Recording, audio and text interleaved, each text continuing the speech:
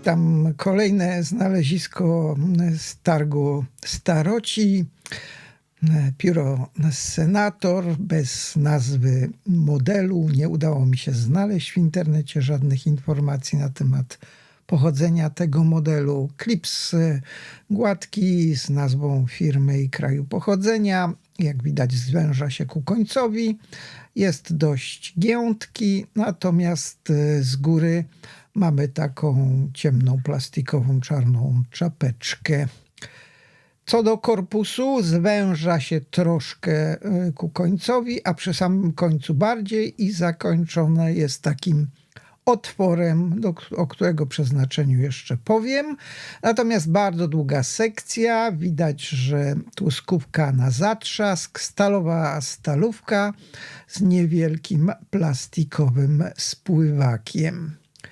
Natomiast pióro Tago to wygląda w całości. Jest dość długie, to taka stal szczotkowana. Natomiast, tak jak już mówiłem, na zatrzask zdejmuje się skówkę i tu są takie występy właśnie, na których skówka owa się trzyma.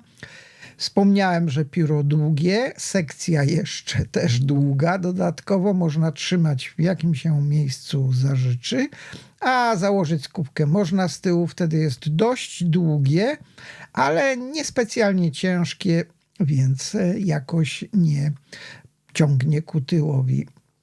Odkręcamy tutaj w tym miejscu, żeby wymienić naboje. Tylko naboje tutaj pasują, dość długi gwint, tylko naboje Standard International i tylko krótkie naboje. Krótkie naboje w tak długim piórze. No to właśnie jest ciekawostka, która się teraz wyjaśni. Z drugiej strony mamy długopis. Taki mechanizm popychający. Zaraz go tutaj pokażę. Tak oto całość w środku wygląda. Zatrzask i kolejne jakby przesunięcie zwalnia, wysuwa i chowa ten długopisowy wkład, natomiast trudno się go wyjmuje i on jest taki dość dziwny, krótki.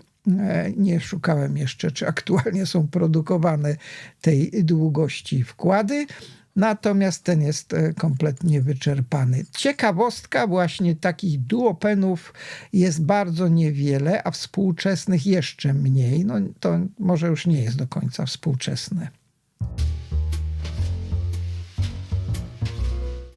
Wielkości z duofoldem Centennialem, Sonetem, Lamel Stari, Pelikanem 140 pokazuje, że to naprawdę długie pióro, czy ze skówką, czy bez.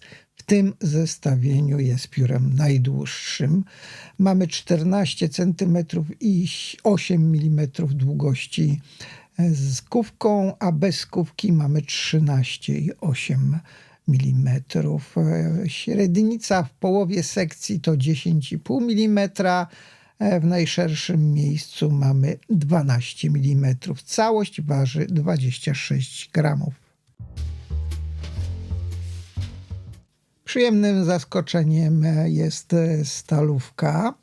Bardzo gładko pisze i taka w miarę cienka, nie jest to gruba. Brak oznaczenia, ale to wygląda oczywiście na F-kę.